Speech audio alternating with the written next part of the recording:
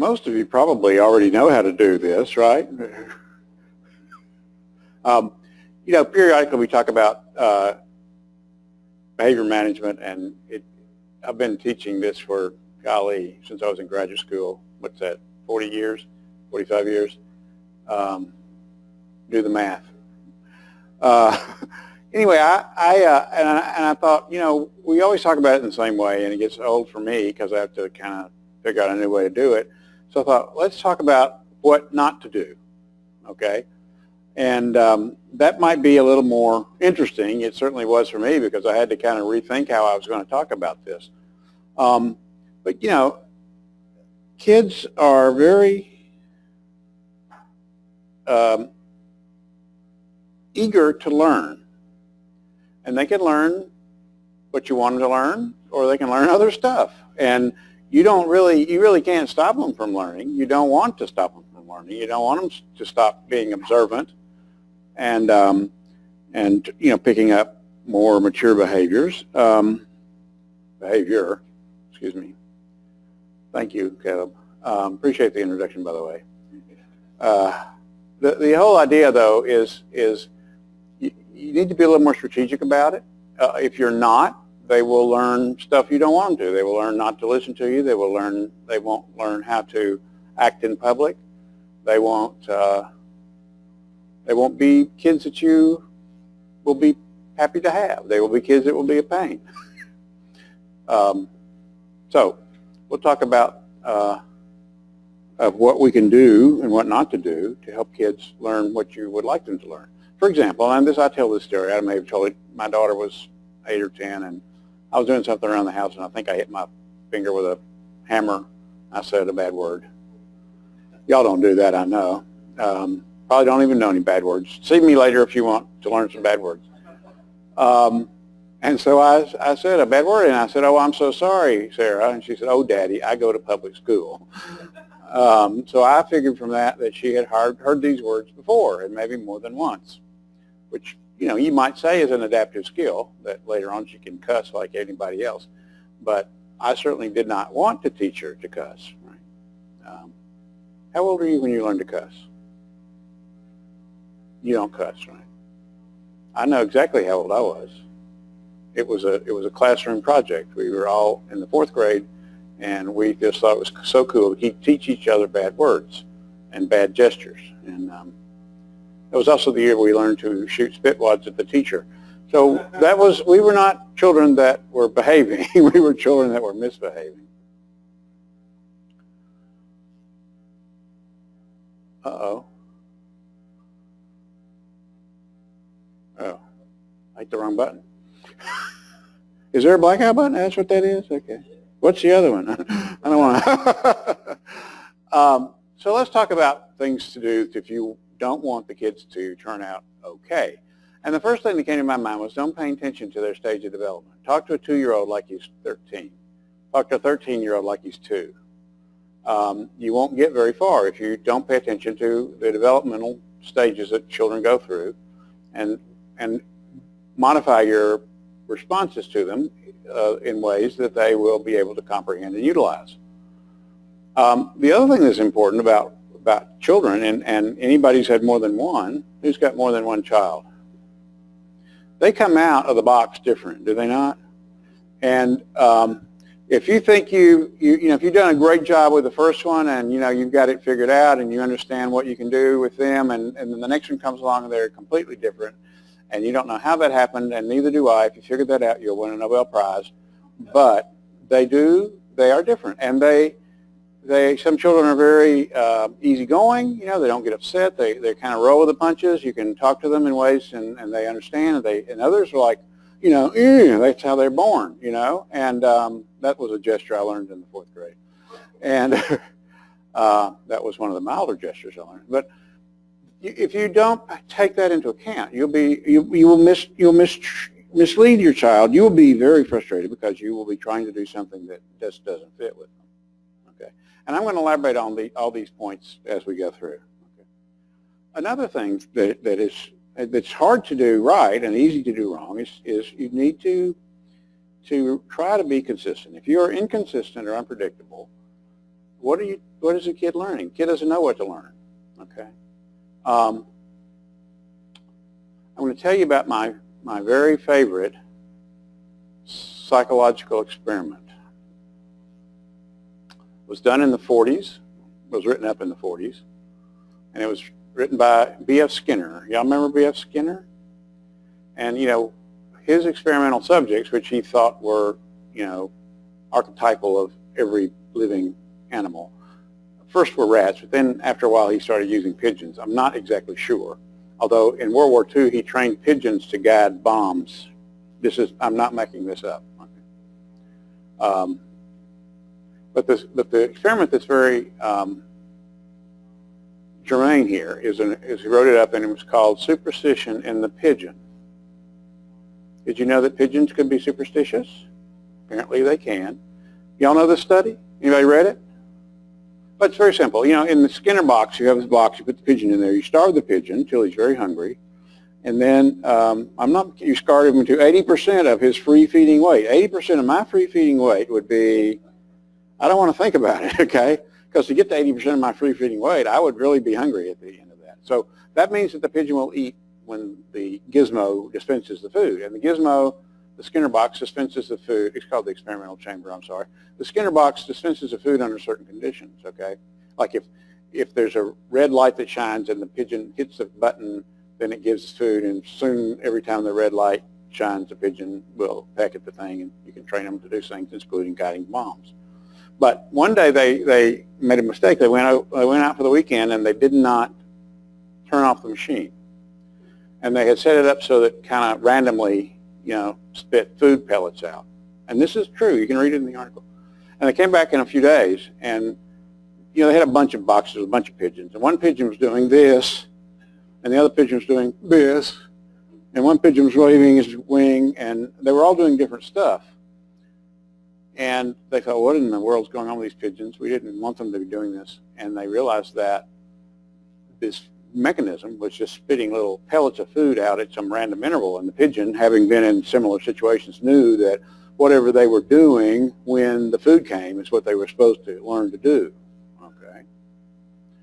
And so if you are inconsistent or unpredictable, you will be randomly distributing pigeon pellets. And who knows what the kid will do. Okay, because they will have to figure it out on their own, and it won't be what you think they're figuring out. Okay, does that make sense?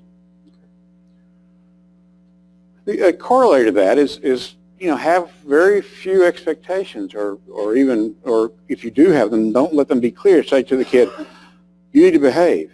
Well, what does a kid know what that means, right?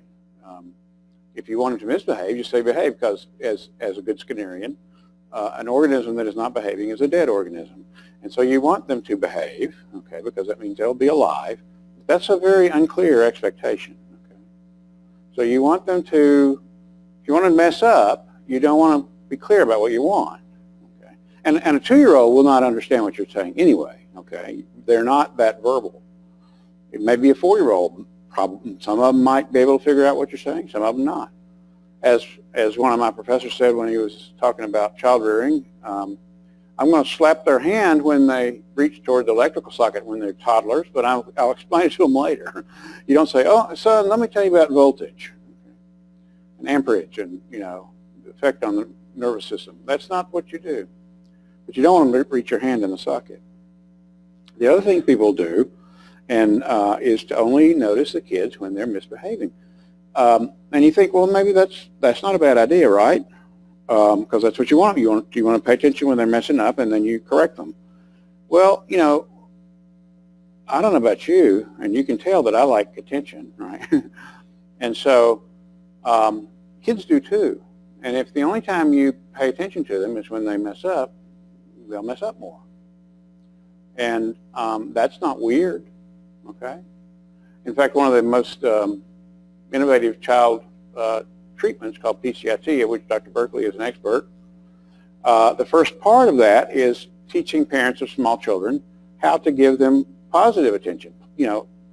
Recognize that what they do most of the time is probably okay. So you learn in that process as a parent to pay attention to what the child does that is fun, adaptive, interesting, etc., so that you don't get in the habit of only paying attention to them when they're messing up.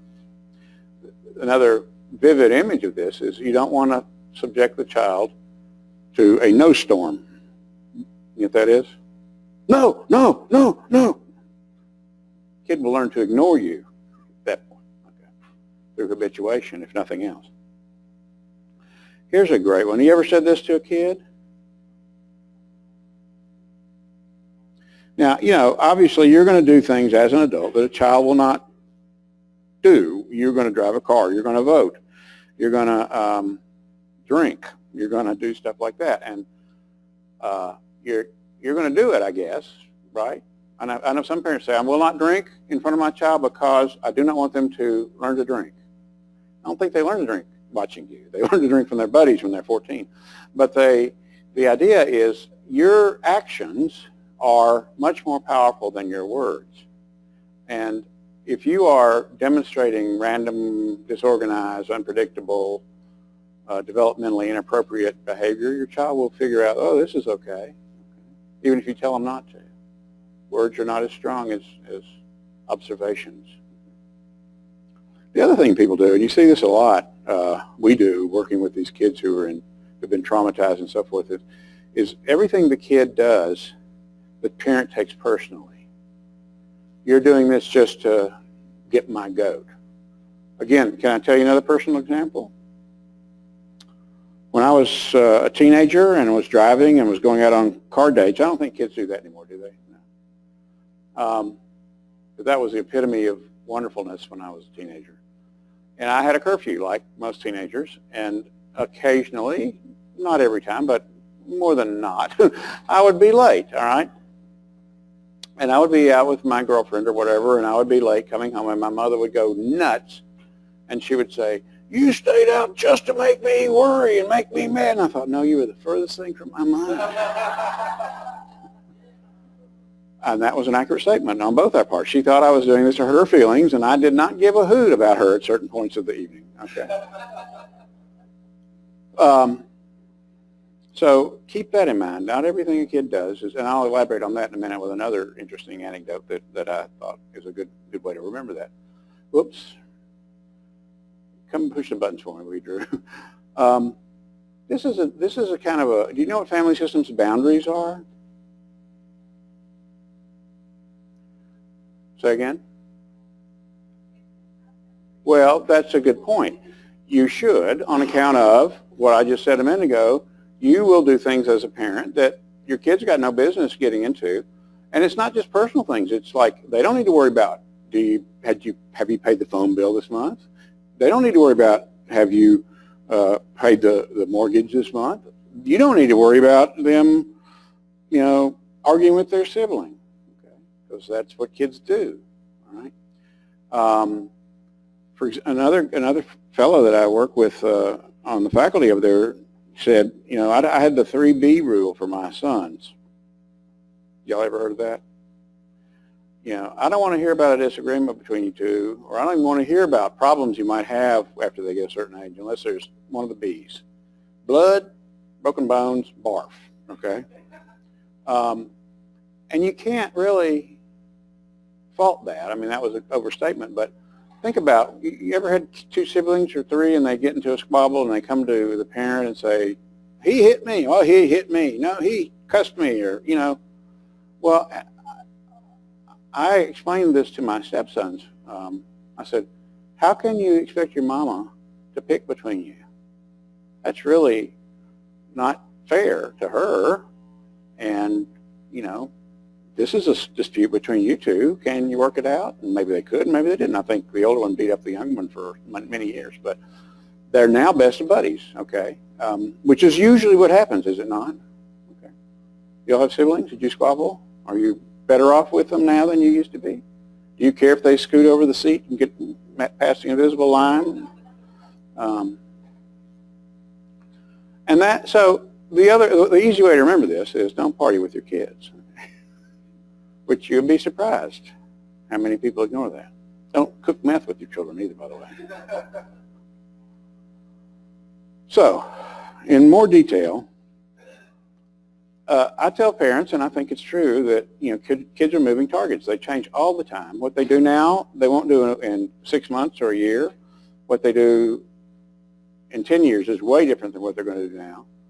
And so what you do with them to teach them things and show them the right way to behave will need to change as well. So if you kind of get stuck, and a concrete example of this is the parents that spank their children. We don't advocate that, but some people do, right? You don't want to spank an 18-year-old, okay? They'll beat you into a pulp, okay? And so what you do in the past is not necessarily what's going to work now, so you need to remember that. The other thing people forget, and this is a very, I think, useful concept to remember, is that as people, as we go through developmental stages, we don't lose the ability to act in earlier developmentally appropriate ways. Okay? What's a good example? We had lunch just now, Caleb and other folks, and I suppose, when I was a child, I might have thrown food in Caleb's face. Okay? I can still do that. Okay? If I took a notion, I could throw food at him across the table. Okay? Now, why don't I do that? I've learned other tricks. Okay?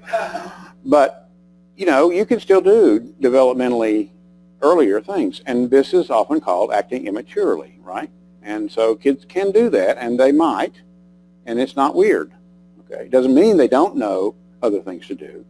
You've got to figure out how to teach them. We don't do that so much anymore.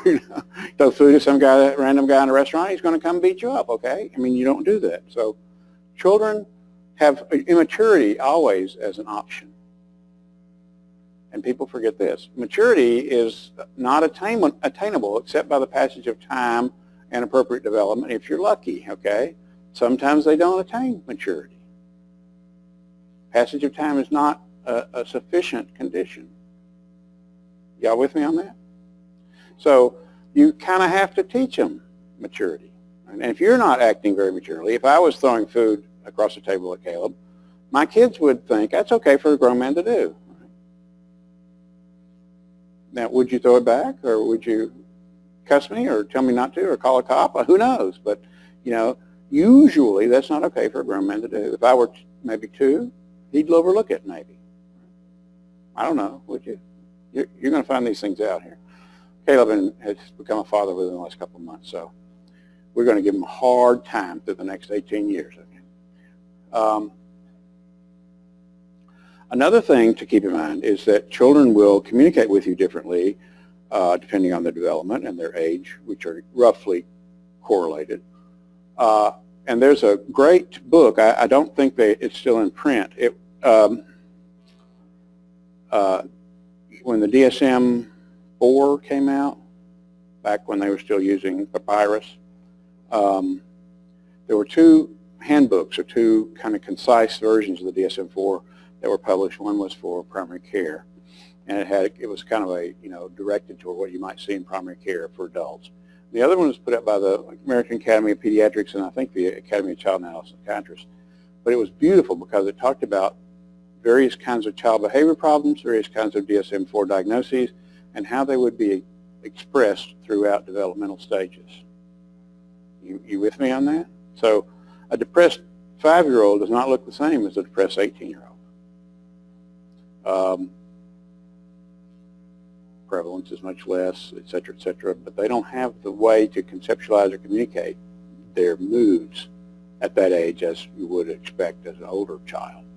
And so everything was kind of laid out in developmental stages and what you could see, and if you saw this, you might consider this as a problem, etc.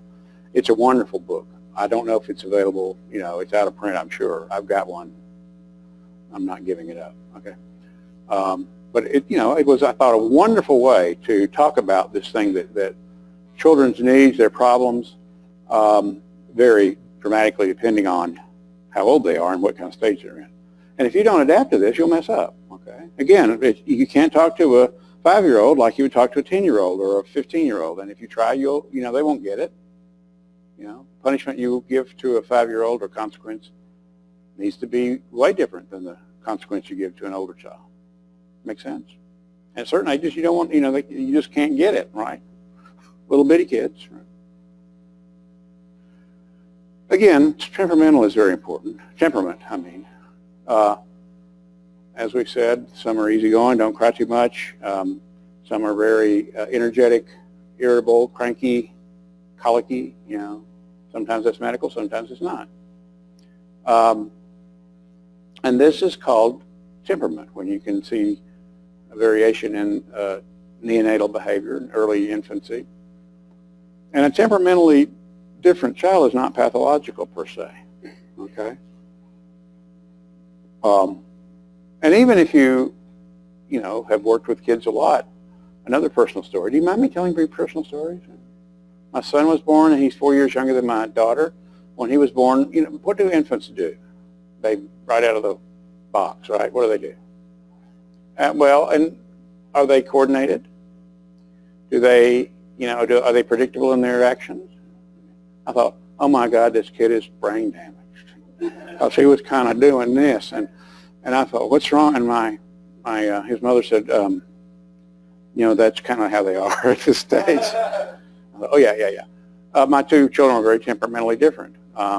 He was more demanding, more difficult, more energetic. And that's not uncommon in siblings, right? I mean, if you're lucky, you get two that are alike, or three or four, but lots of times you don't. And if you don't, if you have an easy kid the first go round, and then the next one, you think, what in the world have I gotten myself into here? And you want to disrupt their biological home.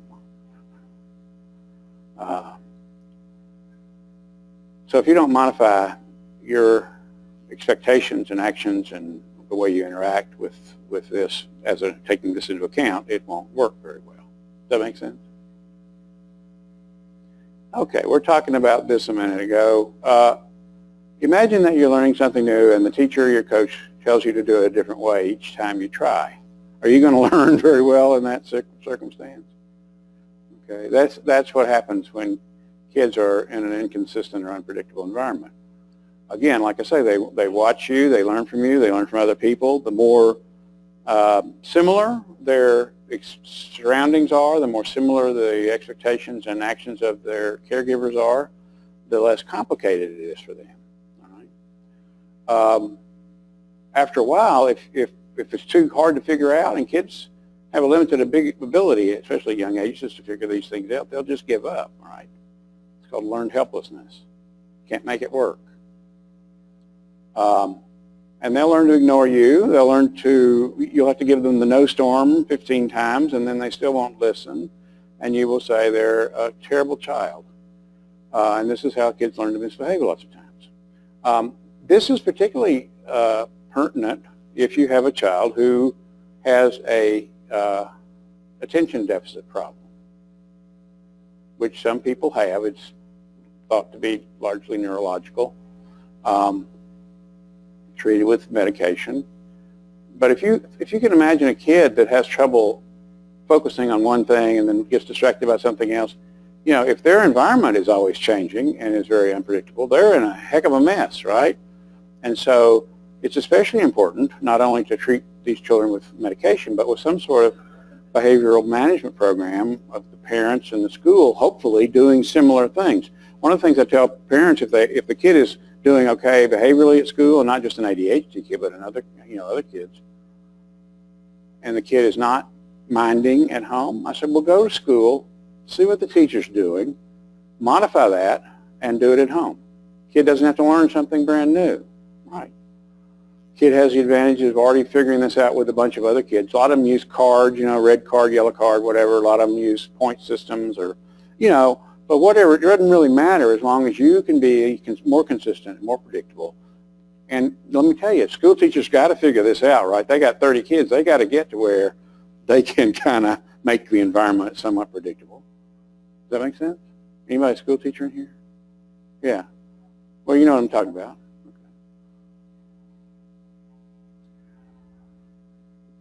If you know what people want from you, you can probably do it. Right? If you don't know what people want from you, you can't do it. again, the child is if he's unclear about what you want, then, who knows what you're going to get, right? You're going to get whatever the kid decides to give you. You might get that anyway, but if you are able to communicate in a clear way what you might want the kid to do, well, that makes it easier for the kid. Kids feel safer when they kind of know what they should be doing, what the expectations are, what the limits on their doing are. It's a question of limiting anxiety as much as anything else. Unpredictability, uncertainty is anxiety provoking. An anxious kid, what do anxious kids do? Cry, run away, don't sleep, argue. They try to get some structure.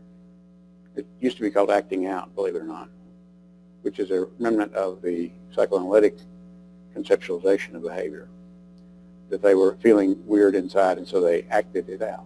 That's where that term comes from. But it's true. If kids feel insecure, they don't know what's going on, they don't know what you want, they get scared, right? And scared people don't do predictable things, okay? What's a good example of this? Remember the old term school phobia? They're not scared of school, right? They're scared of what might happen when they leave mama or daddy or home. And so you want to reassure them and convince them that everything will be okay when they get home. Otherwise, they run out of school, beat you home if they live close. So if you kind of give them some idea of what's kind of expected, then they have a rubric in which to regulate what they do. And if you leave things too loosey-goosey, they don't do well. All right? Some people advocate. Haven't heard it lately, but I used to hear it that you shouldn't. How did they put it? You shouldn't inhibit a child's expressiveness. That if they want to yell back at you, look how free they are. If they want to turn the table over, look how wonderful that, whatever that is, okay? I remember when I was in school, I had a conversation with some guy who was advocating this. I said, they go to a bar, they turn over a table, they're going to get shot, okay? This is not what you need to teach them, to go to places and turn things over, or even say what they want in all circumstances. Many times keeping your mouth shut is a really good thing to learn, right? I haven't learned it yet, have I? But, you want to kind of give the kids a heads up. It helps, and sometimes they don't get it. Sometimes you don't make it as clear as you need. Sometimes you're expressing it in terms that are too, or developmentally inappropriate, I should say. But it's not something you need to forget. Right? Now here's another one. As adults, we don't remember our childhood very well, do we? You remember a lot of stuff that happened to you when you were a kid?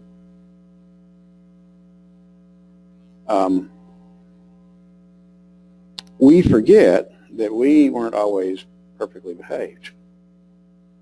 And we think we know what to do, they should know what to do. You had to acquire that. You weren't born knowing that. You were born knowing how to poop and eat, right? That's about it. And everything else, pretty much, you develop over time, either developmentally or through learning. And kids are not born with the rules of society somewhere in the back of their head that all you need to do is drill a hole in their head with an electrode and stimulate that. Well, that was a different thing, wasn't it? You haven't been reading the news lately, have you?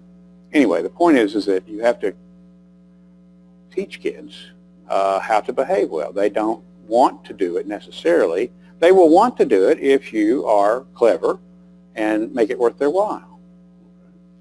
Using the principles of reinforcement, which if they do something you want, you need to make sure that something comes their way that they like.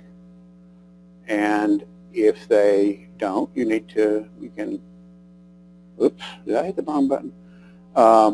If they don't, then you can figure out something to do to add to their life that they don't like, or you can stop nagging them. Those are both typical techniques. So again, if you've seen some kids out in public and they're just really, well behaved. They sit and eat their lunch at the table and they don't throw food at Caleb, and they say please and thank you, and they open doors for people who are coming in with packages. They do what you might want. They didn't come by that accidentally. That's not something that just sprang fully formed from their developmental processes. Somebody taught them that. And there's ways to teach them that they'll get some satisfaction from. They'll feel good about themselves for behaving well. But that's not something that they are born with. You have to kind of teach them.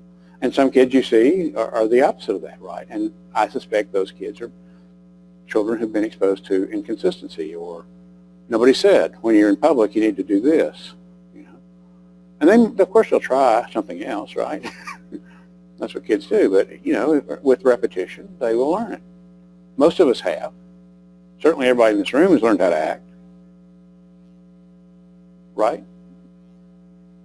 Maybe I haven't, but that's because I'm old. I used to know.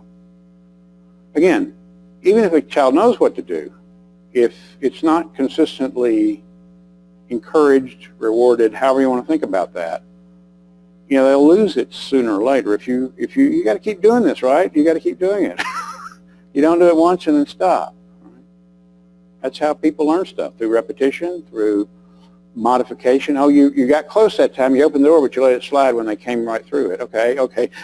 Next time hold it open the whole time. Am I making sense here? They don't know this stuff. You got to teach them. And this is kind of what we were talking about a minute ago. The parents will say, this kid is always wanting attention. And they don't like that because that interrupts with them playing video games or, cooking meth or whatever else they're doing, okay? But I always tell them, you are really lucky if your kid wants your attention, because then you can use that strategically to encourage what you want them to be doing, all right? So don't waste that. Don't try to persuade them not to want your attention. Don't ignore them when they want your attention. They'll up the ante, all right? Here's another example. Are there Coke machines in here? There are no Coke machines in here. I'm sorry. But if you should happen to go to a Coke machine, and you should put money in the Coke machine, and you push the Coke machine button, what do you want to happen? A Coke to come out. And if a Coke does not come out within the time that you think is reasonable, what do you do? Push the button again, right? And if even after that, you heard this story? And even after, you've done this with yourself, huh? And even after that, if you don't get a Coke, you push another button, right? And you push all the buttons. And then you jiggle the coin thing. And then you kick the machine. And then if you really, you pull the machine and it falls and crushes you. If a kid is someone that, if he is or she is interested in your attention and you don't give it, they will push all the buttons, they will jiggle the coin machine lever, they will kick the machine, okay? And that's usually not what you want in a child, with you or a Coke machine. And so if you only pay attention when they are messing up, that's what they'll do more of, okay? Because attention is often rewarding and encouraging. And this is an old saying from the behavior mod, catch them being good and praise them.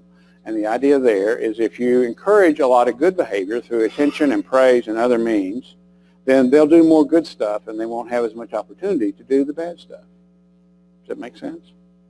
So the idea is if you do this and you have a relatively, what's the right word, temperamentally appropriate child, you'll get a lot more good stuff and very little bad stuff, which is kind of the way you want it to be, right?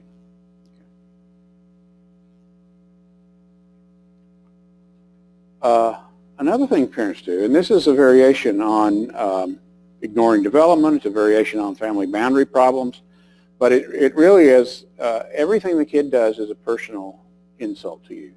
Like my mother, thought me staying out late had everything to do with her. She was anxious, she was worried, she was scared, and she said silly things and didn't think, what is he really doing? And that's probably okay.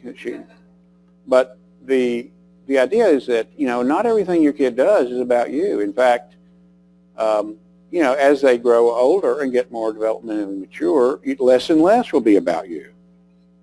And that's good news in that you can then hopefully let them become more autonomous and independent. It also means you have less influence over them. And that's kind of what you want. When they grow up, you want them to be grown up, right? You don't want them to be coming home and doing their laundry till they're 40, okay? And you don't want to keep having to give them money every month. You want them to be independent. But sometimes with younger children, this is difficult to sort out. James Dobson, you know who James Dobson is? You don't know who James Dobson is? Say again? Focus on the Family. He kind of moved beyond his child psychology stuff into politics and stuff, but he wrote a book many years, 30, 40 years ago, called Dare to Discipline. It was kind of, his discipline was whacking a kid, okay? But, he was saying, kids don't need to just do whatever they do. You need to kind of teach them stuff with this. But he made a point in this that, punishing or consequencing childish irresponsibility is silly, right? Kids do childish things. They do things inadvertently. They do things that they haven't thought through. They don't think they thought it would be interesting or funny to knock the milk over, or accidentally they knocked the milk over. He said that's childish irresponsibility. That's not worthy of you, whacking them. He said, now a kid looks at you and gets your full attention and then goes, that's a different story.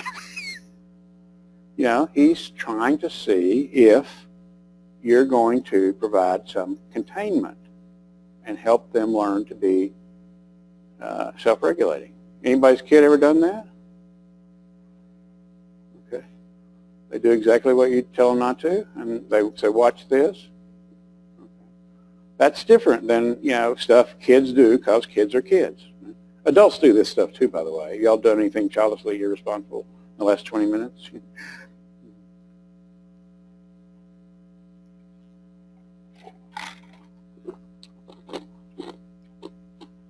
I use this phrase, party with the kids, because it's kind of the epitome of really how to mess up. It's the notion that children and parents have very similar, if not identical, roles within a family, and similar, if not identical, responsibilities within the family. That is not going to work out, okay? As for many reasons we talked about, children are born without the experiences needed to function in our society as adults. They're prohibited from functioning as adults in our society. What's the term for a crime that you commit if you're a child, and it's not a crime if you commit as an adult? Anybody think of one of those? That's the term. And what is it? Truancy. It doesn't matter if I don't go to school. But if I'm a kid, it's illegal for me not to go to school. Running away. I can run away. It's not legal for a kid to run away. You can put a child in juvie for running away. Okay, and that's called a status offense. It's a crime because of their status as a child. Okay. Unruly. That's another one. That's another status offense. If you mess up and your children do not learn how to behave, you can call them unruly and have the police lock them up for you. Oops, wrong thing. And all these reflect the notion that I think entirely correctly that in our culture, children are not just little adults and they don't get to do stuff that adults get to do. I tell kids, teenagers, look, in 2 years you'll be 18. You can do all sorts of different stuff. You can run away from home when you're 18, okay? You can't run away from home right now. Somebody come get you if they give a hoot, right? Otherwise they call Rex and he goes picks them up and puts them in state custody. Any other DCS people in here? You get to be the archetypal DCS guy then. Again, they have, children and parents have very different roles in society, but also within the family.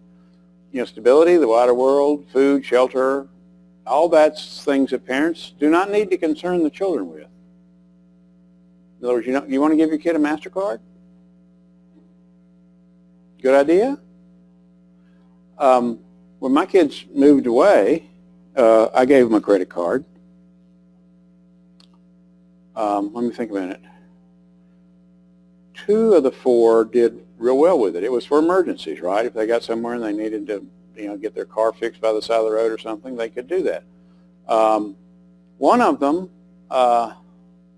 did pretty much okay. He charged his cable and his car insurance to it, and that was okay when he was younger. But 10 years later, I said, "You gonna pay for he had a good job. He's making plans. You gonna pay for your car insurance?" Oh yeah, I guess I ought to. Yeah, I guess you ought to. And one kid, I kept getting things from. He'd been down to 7-Eleven, bought him a burrito, and that was not cool. I had to take it away from him. Okay. So he was not as mature as I had assumed. Okay. I guess he was hungry, which is okay if he were starving. I would want him to go down to Kroger and buy him some groceries, but that's not what he did. And the things that kids do, and we already used one example, getting along with siblings. Am I pushing the wrong button again? Oh, there we go. That's not really a parent's concern except in general terms, right? You don't need to be the referee, you don't need to get in there and say, okay, go to your corners. I mean, maybe you can go to your corners, but you don't want to say who's right and who's wrong here. That's not how you learn to get along with people. Not always will you know that. It's not fair for you to have to decide that. Learning, they need to do their homework. Their own homework. You don't need to do their homework, right? I had a parent of a friend of my oldest son who he was applying for some sort of license or something, and he was going to be drug tested, and they called me up and said, well, he's ADHD and he takes amphetamines, and we need you to write a letter saying that he's ADHD and it's okay for him to take this medicine. I said, well, I didn't know he was ADHD. I didn't diagnose him. I haven't seen him as a patient. Well, he's been ADHD for many years. And I thought, well, but he was like the best kid in the class in terms of grades. He was making really good grades. I had no idea that he was ADHD. How did he make such good grades if he was ADHD? Well, I've been doing his homework for him. I thought, okay. I suggested they go back to who originally diagnosed him and get a letter from them, because I wasn't going to stick my nose out in that circumstance. He was the one that was over at our house. These kids were like 13 and 14. Called his mother, said, get over here with Chick-fil-A. And guess what she did? She got over there with Chick-fil-A. And I guess she was doing his homework when he was over there hanging out with my son playing, right? So what kids do like that isn't your concern, right? Now, that doesn't mean you can't play with your kids. You can't go out and shoot hoops with your kids. It doesn't mean anything like that. But that's not going to be, your full-time job. Playing video games with your kid all the time is not going to cut it as a parent. So they don't need you to be their buddy. They need you to structure the world so that they can grow up and mature and learn what they need to learn. And that is the best thing you can do for them. So don't party with the kids.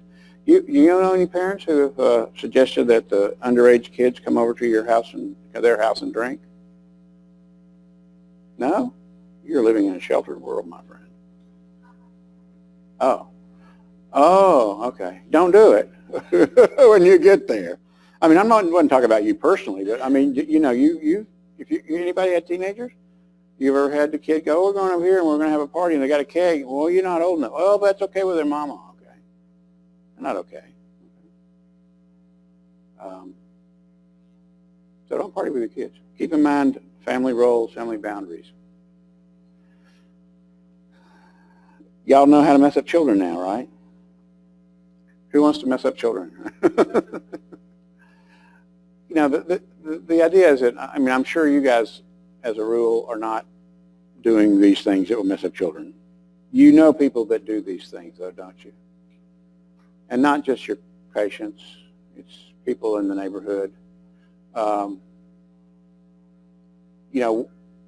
We were talking about, well, we used to live in West Knoxville, right? And it was a decent neighborhood. And one day our son, who was like 14, said, I want you to buy me a riding lawnmower. Well, our yard wasn't big enough for a riding lawnmower, and he didn't even use a push mower. And I said, so why do you want us to buy you a riding lawnmower? Because his buddies' families had bought them a riding lawnmower so they could ride around in the neighborhood on their riding lawnmower, because that was not considered a vehicle. Okay. And one of them, of course, was this kid who demanded Chick-fil-A from his mother and who she was doing his homework. And I declined to buy him a riding lawnmower. But you know parents like that, don't you? I mean, you don't have to be affluent to spoil your kids and not pay attention to how they're being raised. You can do that on low budget if you want to. Okay. But and you can argue that if you have a lot of external stresses as a family or parent, you may not be as inclined to be as attentive as you might need to be.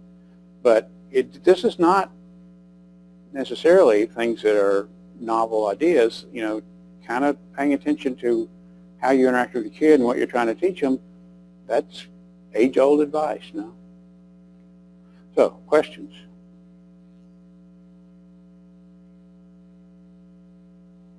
I don't live in West Knoxville anymore, but I do have a riding lawnmower because I'm grown. And I wanted one, by God. And I got a bigger yard now. I don't ride it around the neighborhood to see my buddies either. I guess I could. You never learn, you never lose your ability to do childish things. Other comments or questions? Okay, thank you. I tried to make this a little different. I hope I did. Please fill out your evaluations, as Dr. Corwin said, and we'll see you next time.